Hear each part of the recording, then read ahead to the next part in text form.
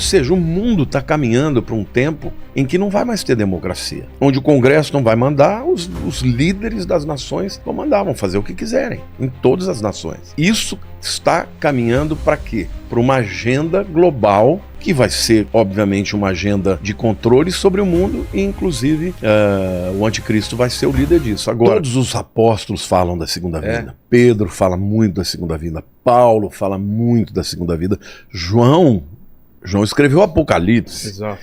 Fala da segunda vinda. Gente, se você eliminar o aspecto profético da Bíblia, você tira 40% da Bíblia. Jesus falou muito sobre a segunda vinda. Então, tem muita gente... É importante você explicar isso, ô Vilela. Eu acho bacana a tua pergunta, porque tem gente que fala, não, vamos falar só da salvação, porque falar da segunda vinda a gente não entende muito, não sabe quando é. Mas eu te pergunto uma coisa, você está assistindo uma novela. Você gostaria de parar no meio da novela e não ver o fim? É claro que não. Um filme. Jesus, quando ele morreu e ressuscitou, todo o discurso dele... Não era o fim. Não era o fim. Todo o discurso dele é, eu vou voltar. E aí, não só quando ele morreu e ressuscitou, antes disso, ele já falava. Mas ali ele deixa claro que ele vai voltar. Entendeu? Lá em Mateus 24, 25, no chamado sermão profético, as últimas palavras de Jesus foi sobre a volta dele. Ele fala, assim como o relâmpago que sai do Oriente e vai para o Ocidente, assim há de ser a vinda do Filho do Homem. Ele promete que ele vai voltar. Lá em João capítulo 14, está na ceia, né? Na última ceia, você deve ter ido lá no cenáculo, lá em Jerusalém. Será? No Monte Sião, deve ter ido. Ah, sim, Monte Sião. Perto ali do túmulo de Davi, Tá. sabe? Em cima, você deve ter subido ali, né? Aquele lugar onde tradicionalmente dizem que é tanto a última ceia como o lugar onde desceu o Espírito Santo. Que era uma casa que foi emprestada por um amigo de Jesus. Ele era provavelmente um essênio. E o bairro dos essênios era ali o Monte Sião. Bom, por que eu estou dizendo isso? Alguma coisa eu ia falar que me fugiu. Hoje a minha cabeça... O que você perguntou mesmo, Eu perguntei dos sinais, né? Quem falou... Não, mas o que eu você queria falou dizer... dos apóstolos, que já estavam avisando. Então, Aí falou da Santa Ceia, que foi nesse local. bom, Monte Sião. Jesus ele deixa claro que ele vai voltar. Por exemplo, lá no Monte das Oliveiras, quando ele começa a subir, os discípulos começam a ficar assim maravilhados. O anjo fala para eles, por que vocês estão assim tão maravilhados? Da mesma maneira que vocês estão vendo ele subir, ele vai descer aqui. Então está falando da volta dele. Então, Jesus, ele deixa claro que... lembrei. Obrigado, meu Deus. Porque era um argumento tão importante, ele fugiu, né? Tem que ficar um pouco mais atento, que às vezes eu estou perdendo aqui. Na última ceia, que está lá, que está expresso lá em João capítulo 14, tá aquele peso, né? Aquele peso, os discípulos estão vendo que a coisa provavelmente vai morrer. E aí ele começa um discurso lindo, ele diz assim, não se turbe o vosso coração. Crede em Deus, crede também em mim. Na casa do meu pai há muitas moradas. Se assim não fora, eu não vou-lo teria dito. Eu irei, prepararei-vos lugar e voltarei para vós outros, para que onde eu estiver, vós estejais também. O que Jesus está dizendo para os discípulos? Eu estou indo embora, mas eu vou voltar. E eu vou buscar vocês para estarem comigo. Ele está falando do arrebatamento.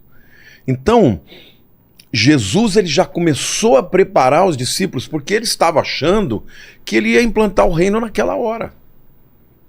Né? No sermão de Mateus 24, eles estão primeiro lá na região do templo, né? E os discípulos olhando aquela coisa maravilhosa, e eles falaram, nossa Jesus, que construção maravilhosa, né? E Jesus falou, pois é, não vai ficar pedra sobre pedra que não seja derrubada. Ele está profetizando o que aconteceria mais ou menos uns 37 anos depois. Porque em 70 depois de Cristo vieram os romanos e destruíram o templo. Só que aí eles falam, mas como assim? Quais são os sinais que hão de ser da tua vinda? porque ele já está ali falando para eles que ele vai embora. Aí ele começa a dar os sinais. E na hora que ele começa a dar os sinais, ele fala de sinais da natureza, ele fala de sinais geopolíticos, de guerra contra guerra, ele fala de apostasia, de engano. Cuidado, vede que ninguém vos engane, porque virão muitos em meu nome dizendo eu sou o Cristo. Entendeu? Ele começa a dar os sinais, e Vilela,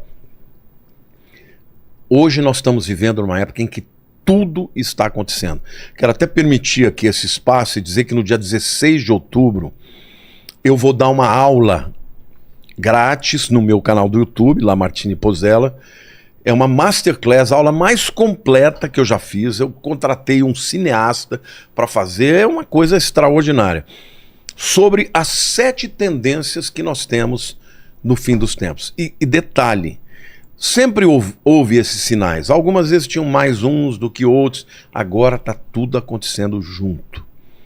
Esse ano de 2023, eu nunca vi um ano igual a esse. Ah, é? Não, nunca vi um ano com tantas catástrofes que estão acontecendo. Olha, fogo em tudo quanto é lugar. No Canadá, no Havaí, gente, coisa de louco. Incêndios. Entendeu? Incêndios na Europa. Falei do Canadá já, né? Terremotos em tudo quanto é lugar, cara. Enchentes aqui no Brasil, no Rio Grande do Sul, nós tivemos o que eles estão chamando de a maior catástrofe ecológica de todos os tempos no Brasil. Então, assim, nós estamos tendo assim muitos sinais que estão acontecendo e todos ao mesmo tempo. Então, tá chegando a hora. Você não pode dizer exatamente quando, porque Jesus proibiu, ninguém sabe o dia e a hora. Mas ele diz que era para você observar os tempos e as estações. E os sinais no Mar Morto? Sim, isso é maravilhoso também. No final dos tempos, o livro de Ezequiel diz que o Mar Morto, isso também é uma profecia linda, porque ele diz que o Mar Morto, ele voltaria a ter água potável, a ter água doce, inclusive peixes iam nadar nele e coisa e tal. Agora, detalhe, Ezequiel fala que a parte norte seria assim, mas a parte sul continuaria salgada. Agora, Ezequiel foi um profeta do exílio, nós estamos falando aí de 2.600 anos atrás. Naquela época, não existia a parte norte do Mar Morto. Era tudo uma coisa só. É uma coisa só. 50 anos atrás era uma coisa só. Quando é que o Mar Morto se dividiu em 2?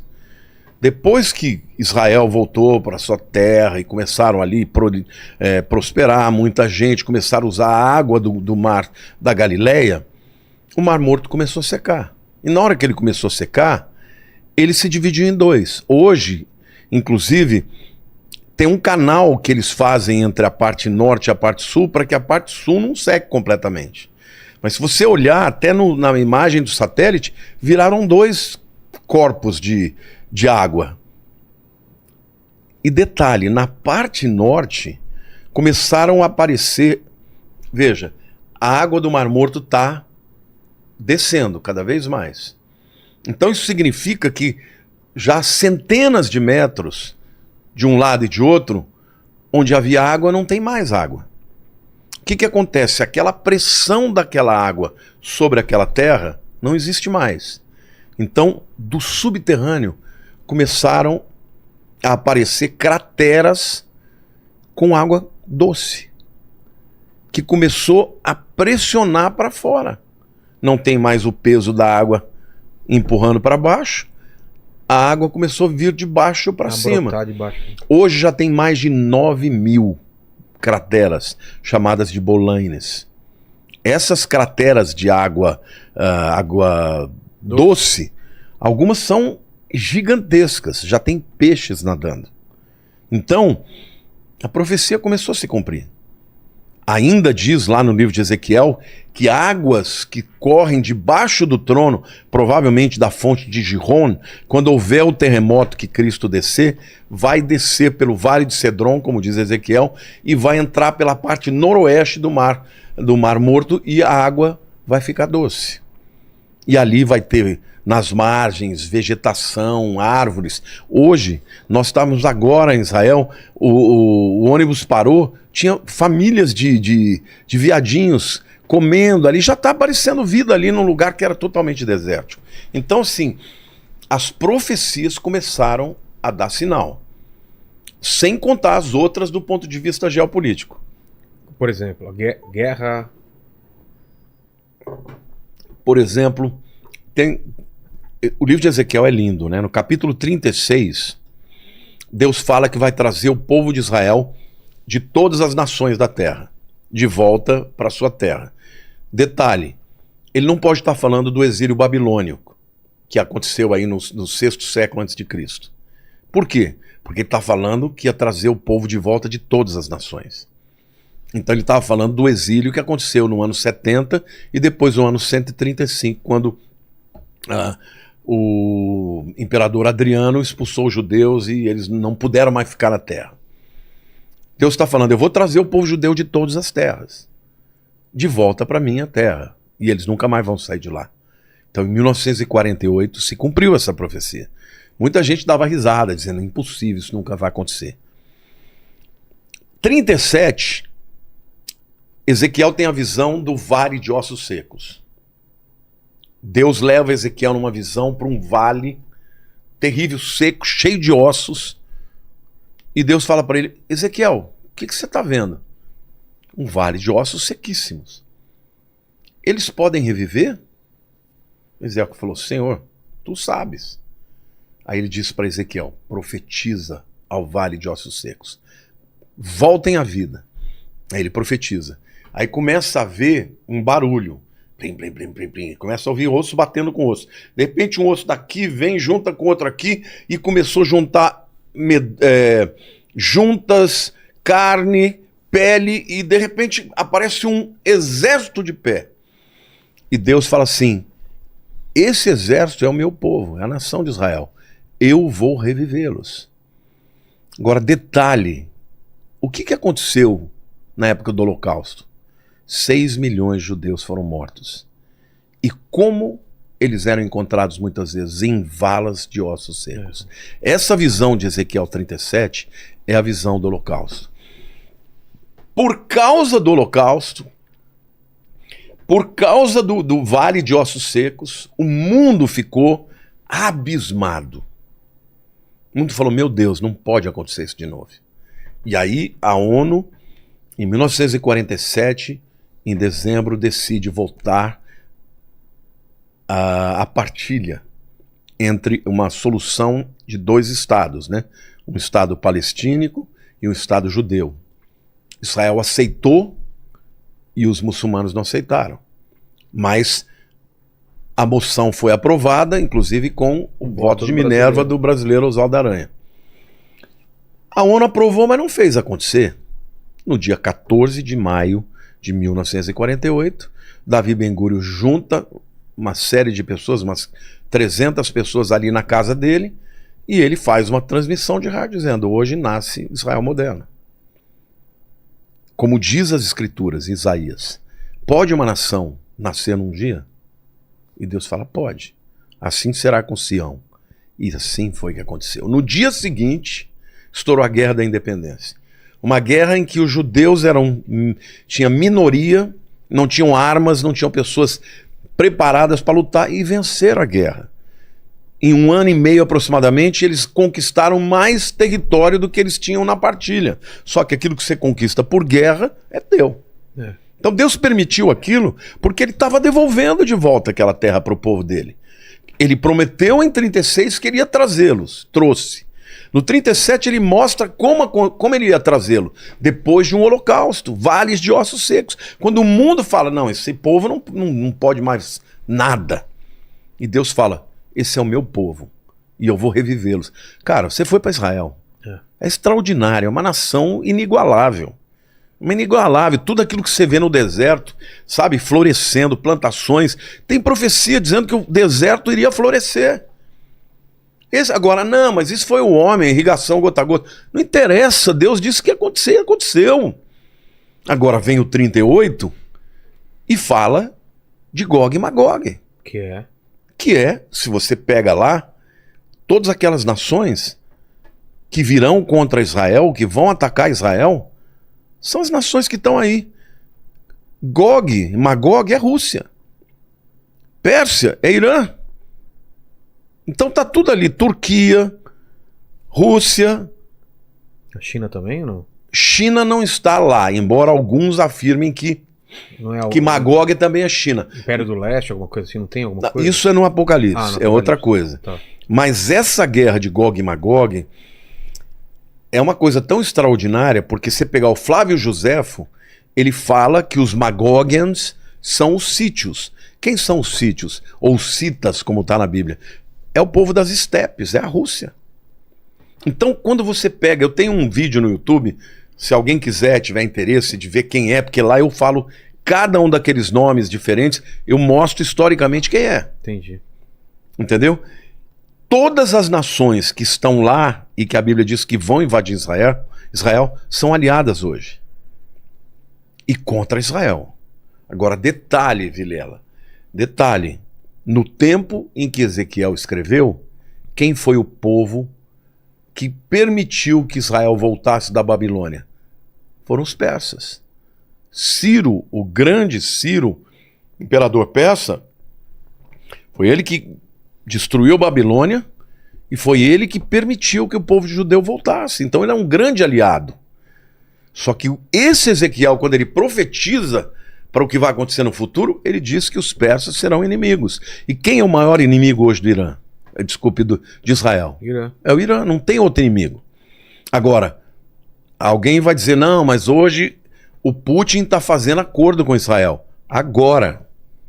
Agora, tem até um amigo que é judeu, né, que um colega, nem o conheço pessoalmente, mas é uma pessoa que me segue, diz que gosta muito de mim. Um dia ele me questionou. Ele falou, escuta, mas o Putin está fazendo acordo com Israel, tá tendo uma boa relação. Eu falei, meu amigo, eu não estou dizendo que é o Putin, eu sei quando vai ser. Eu só estou dizendo que em algum momento você pode ter certeza que a Rússia vai se voltar contra Israel e vai invadir, juntamente com todas essas nações. Aí eu até falei, assista o meu vídeo que você vai ver. Aí ele, não sei se assistiu, mas ele falou que iria ver.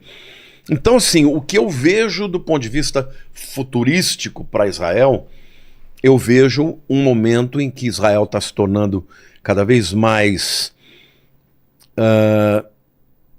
eu não diria indefeso, porque Israel é muito poderoso, né? Israel tem tecnologia, eu acredito que tem bomba atômica, eles não dizem que tem, mas todo mundo sabe que tem, né? Mas eu acredito que esse apoio econômico, esse apoio incondicional que os americanos dão para Israel, um dia vai fraquejar. Porque quem vai dar a vitória para Israel, segundo Ezequiel 38, é o próprio Deus. E vai ser uma vitória cachapante, vai ser uma vitória extraordinária. Mas isso tudo está no futuro. Agora, o que vai acontecer com o mundo em relação à vinda de Jesus? O próximo evento que virá é o arrebatamento da igreja. E o arrebatamento da igreja... Antes da segunda vinda? Antes da segunda vinda? Não, a segunda vinda é uma coisa, o arrebatamento é outra. Tá. O arrebatamento, ele é nos ares. A igreja sobe. 1 Tessalonicenses 4 diz que a igreja sobe. Fala, primeiro, os mortos ressuscitarão em Cristo e nós, os que estivermos vivos, seremos arrebatados juntamente com ele para o encontro com o Senhor nos ares. Na segunda vinda, Jesus desce com a igreja para a terra. O arrebatamento é invisível. A segunda vinda, todo olho verá. Tá. E aí, entre as duas coisas, vai ter a grande tribulação, que é um pau que vem para o mundo inteiro, vai ser o anticristo, a dominação. Ligamos o ar aí. Ligaram o ar? É, esse barulho é do ar. Será que é um caminhão aí? Então, assim, esse é um período também extraordinário, né? Porque muita coisa vai acontecer e muita gente me pergunta, e aí, quem é o anticristo? Quem são os 144 mil? Quem são as duas testemunhas? Porque tem tanta gente envolvida nesse período que vai, então, o futuro... Assim como... Porque é uma cópia tosca de Cristo, né? O anticristo. Então vai ter um profeta que vai profetizar a vinda do anticristo, ou não? Como teve... Olha, existe a trindade divina, não tem? Tem. Pai, Filho e Espírito Santo. Você tem a trindade satânica. Que é? Quem é o antideus? Satanás. Satanás. Anticristo... É o anticristo. E o Espírito Santo... O falso profeta. Entendeu? E a Bíblia fala dessa trindade. Fala que eles vão se levantar e nesse período, durante 7 anos, o anticristo vai ter o poder para governar o mundo inteiro. No final desses 7 anos é que Jesus vem e acaba com tudo, né? Aí vai ter o milênio, e depois no final do milênio Satanás é solto de novo, e no final de tudo Cristo vem governar sobre a terra. Aí não haverá mais choro, não haverá mais maldição, não haverá mais doença, não haverá mais morte, e nós teremos a vida eterna, e o Senhor vai governar com um cetro de justiça, de paz e de misericórdia. O que vai acontecer é maravilhoso. Agora, o mundo que nós estamos vivendo é um mundo que se prepara para isso. Está tudo acontecendo. Cara, você pensar bem, o FDA esse ano já autorizou que o Elon Musk comece a colocar chip em seres humanos. Eu vi essa notícia aí. No cérebro. Do primeiro teste. Como a Bíblia diz, na testa e na mão direita. Eu tenho um amigo lá em Israel, na verdade ele é amigo do Guto, que é meu amigo, e ele estava contando pro Guto, que o Guto foi lá fazer uma visita para ele, e falou, cara, ele é judeu, ele nem sabe dessas coisas. Ele falou assim, eu tô horrorizado. Guto, por quê? Não, porque outro dia veio um cara aqui, foi comprar um negócio, na hora de pagar, eu falei, como você vai pagar? Cartão de crédito? Ele falou, não. Pôs a mão assim, desse jeito que eu tô te mostrando, já tinha um em cima do leitor. Do leitor, e o leitor leu. Então já estava chipado, cara. Então hoje na Suécia já tem muitas pessoas dizendo eu quero, eu quero, eu quero. Agora, a Bíblia diz em Apocalipse que quando chegar a hora da marca da besta, eu já te falei, né, do 666, que na minha opinião é a internet. Na hora que chegar, a Bíblia diz que o falso profeta vai obrigar que todos, grandes e pequenos, pobres e ricos, escravos e livres, tenham uma marca sobre a sua na testa e na mão direita, e que aqueles que não tiverem não poderão nem comprar nem vender. E fala dessa marca que o número dela é o 666, né? Que na minha opinião 666 é o Vav, Vav, Vav, que é o www, né? Porque o Vav é o número 6 na língua hebraica. E o Vav, quando você escreve o www em hebraico, é www, é Vav, Vav, Vav. Portanto, 666, né? Então, assim, tá tudo caminhando. Olha que coisa interessante. Muita gente me pergunta, eu digo que tem alguns candidatos, né?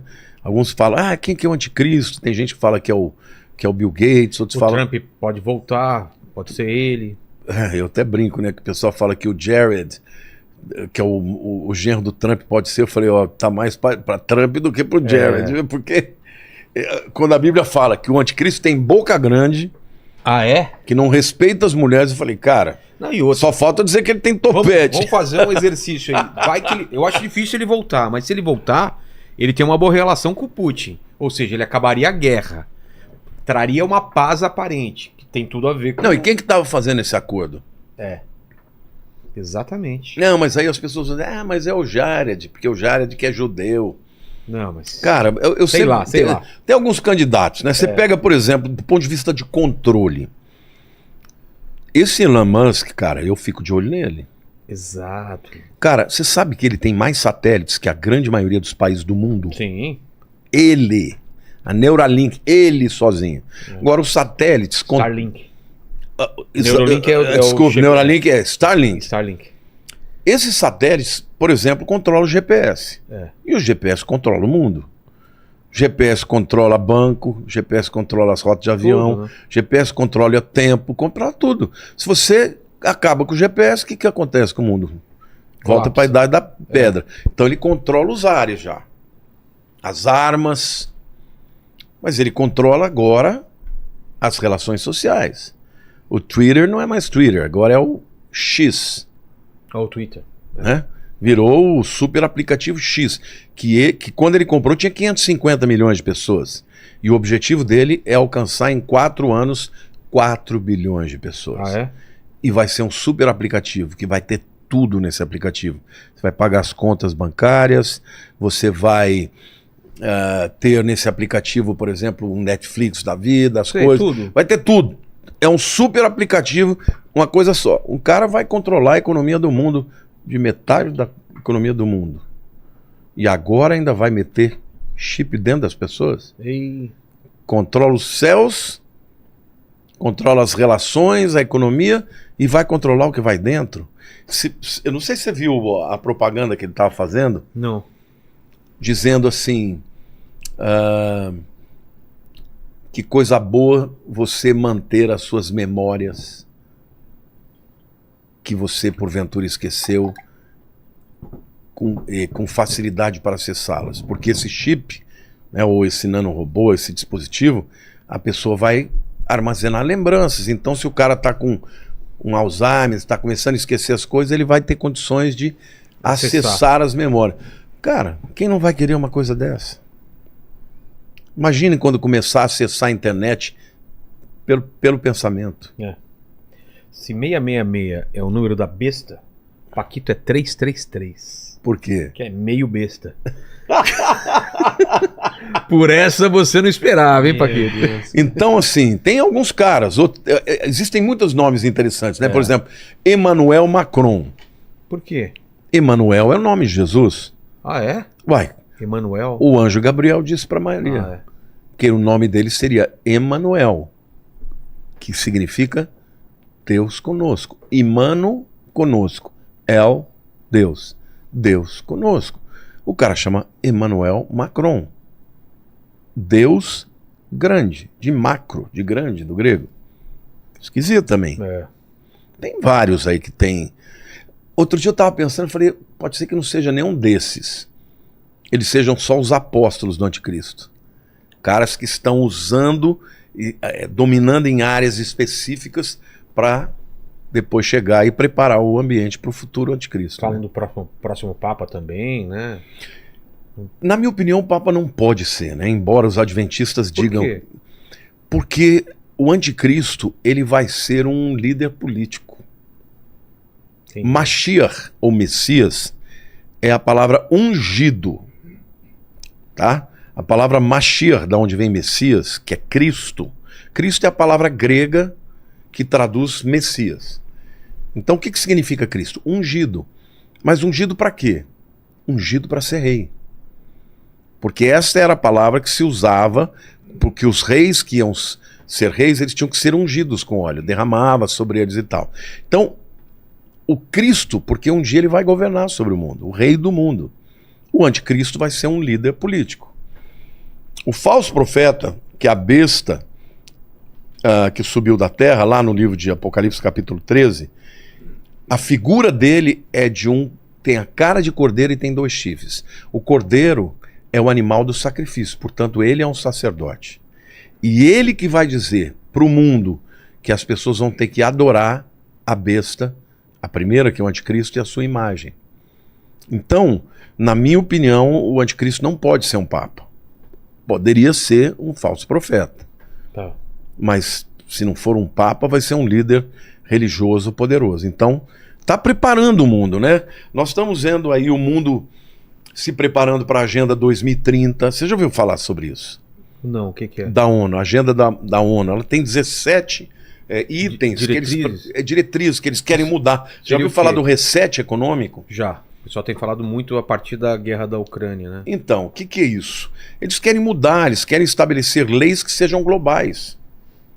Eles querem investir só em energia limpa, não querem mais investir em nada que tenha a ver com petróleo, mudar toda a matriz energética, os carros. Mas não só isso, eles estão falando de um mundo em que ninguém vai ser dono de nada e todo mundo vai ser feliz.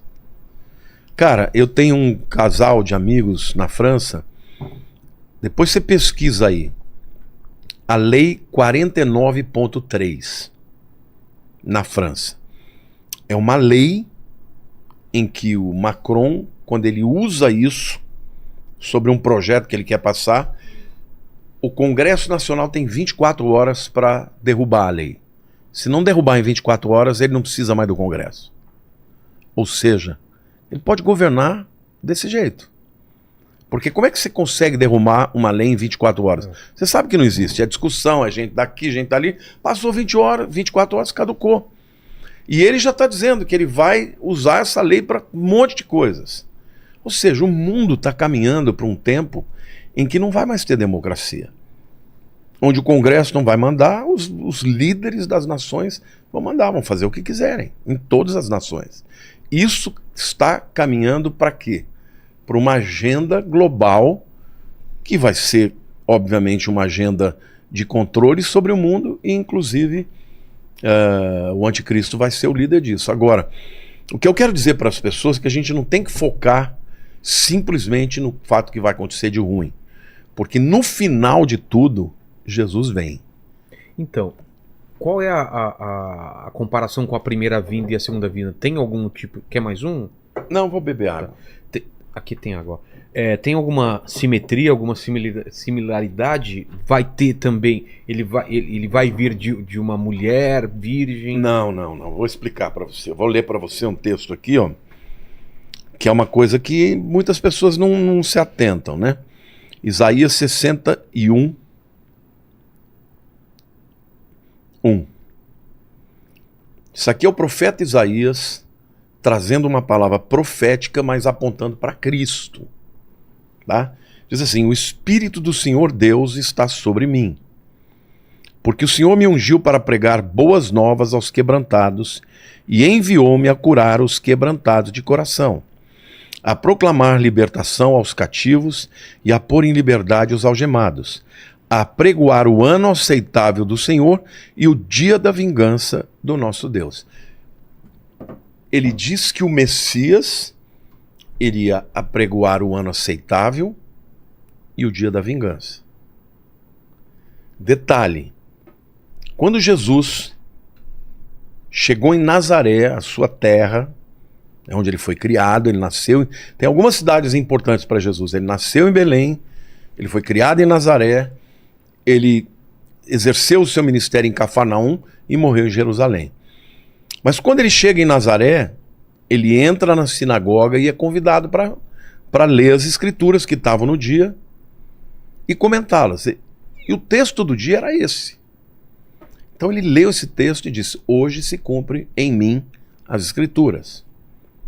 Ou seja, eu sou esse cara que eles estão falando aqui, o Messias. Aí quiseram até apedrejá-lo, levaram ele num precipício. Você chegou aí lá no Monte do Precipício, lá em Nazaré, ou não? Não. Então, tem um lugar que eles quiseram jogar ele do precipício, mas ele atravessou e saiu. Mas o detalhe que eu queria citar aqui é que essa profecia fala de apregoar o ano aceitável e o dia da vingança. Só que quando ele usou esse texto, ele só falou do ano aceitável.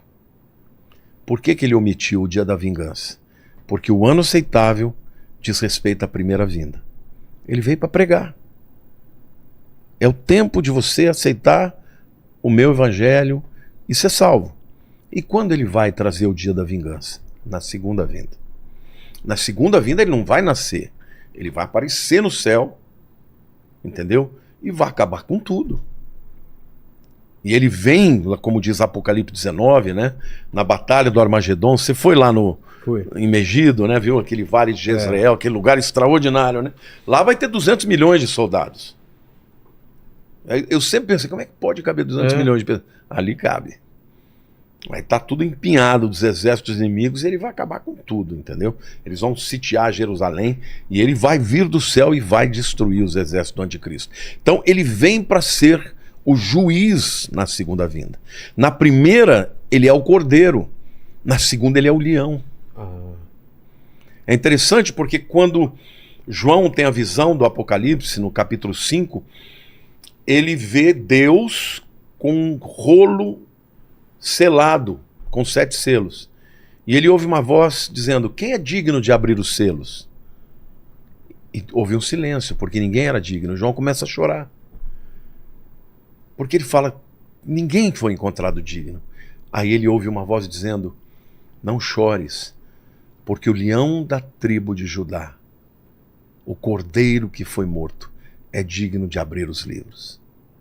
E aí ele vê entrando na sala do trono Jesus com roupa, como cordeiro, ensanguentado nas suas roupas, tomar o livro da mão de Deus e começar a abrir os selos. Isso significa que o papel de Cristo é tanto de cordeiro quanto de leão. Ele é de cordeiro porque ele é aquele que morre para tirar os pecados, mas ele é de leão porque ele vem para julgar a terra. Então, se na primeira vez ele veio para dar oportunidade das pessoas se arrependerem, na segunda vez, quando ele vier, ele vem para estabelecer o juízo. Então aí, meu querido, aí não vai ter para ninguém. Aí quem o aceitou vai entrar no gozo, na presença dele na eternidade. Quem não aceitou vai ser lançado no lago de fogo eternamente. Por que ele tinha, era parte da profecia, ele nascer de uma virgem? Por que tem esse... Era profecia. Eu vou ler para você o texto de Isaías 7,14, que diz assim... Isaías é o cara, né? É o cara que viu Cristo mais do que ninguém. Olha o que diz: portanto, o Senhor mesmo vos dará um sinal. Eis que a virgem conceberá e dará a luz a um filho, e lhe chamará Emanuel. 730 anos antes de Cristo. Caramba. Por isso que quando o anjo Gabriel chega para ela para dizer: Maria, tu és bendita entre as mulheres. Tu achaste graça diante de Deus. Você vai conceber um filho, o filho de Deus. Ela falou: mas como? Eu sou virgem. Eu não conheço o homem. Aí ele diz: o que nascerá de ti é do Espírito Santo. Então é extraordinário. Por que Jesus tinha que nascer de uma virgem? Porque quem transmite o pecado é o homem, não é a mulher. Quem é que comeu a fruta primeiro? A mulher. E por que a Bíblia diz que por um só homem entrou o pecado no mundo? Então. Porque foi por Adão. Não foi por Eva que entrou o pecado no mundo. E por quê? Porque Deus falou para Adão para ele não comer, não foi para Eva. Quem desobedeceu foi Adão. O inimigo usou a Eva, mas a ordem não foi para ela, a ordem foi para Adão. Então quem quebrou a ordem de Deus foi Adão. Por isso que o pecado entrou no mundo por Adão. A transmissão do pecado é pelo homem. Por isso que Jesus podia ter uma mãe, mas não podia ter um pai humano. Porque senão ele teria o pecado em si mesmo. E a Bíblia diz que ele era semelhante a nós, contudo, sem pecado. Eu e você, Vilela, nascemos em pecado. Você não tem escolha de dizer: não vou pecar nunca. Você vai pecar. Porque está dentro de você. Jesus, não. Ele não tinha pecado. Mas ele foi tentado e resistiu. Entendi. Então por isso que tinha que nascer de uma virgem. E nasceu de uma virgem, né? Então na segunda vinda a gente não precisa ficar procurando sinais de que tal pessoa pode ser o Cristo ou não. Uma pessoa que fala isso. Não, Cristo não. Esse que se falar que é o Cristo, ele é o anticristo. Entendi. Ou um dos anticristos, né? Falso profeta. Porque Cristo ele vai aparecer no céu, ele não vai aparecer na terra.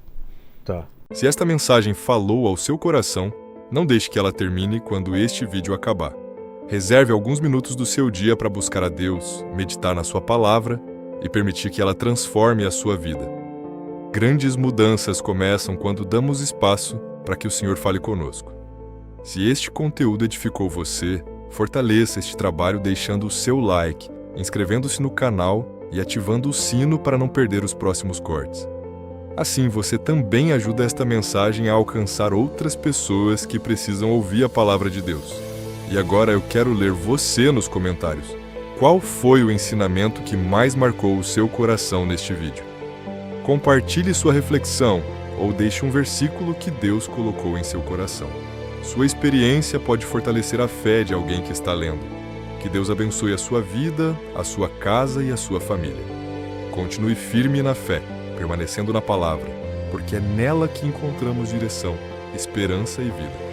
Nos vemos no próximo vídeo. Fique com Deus.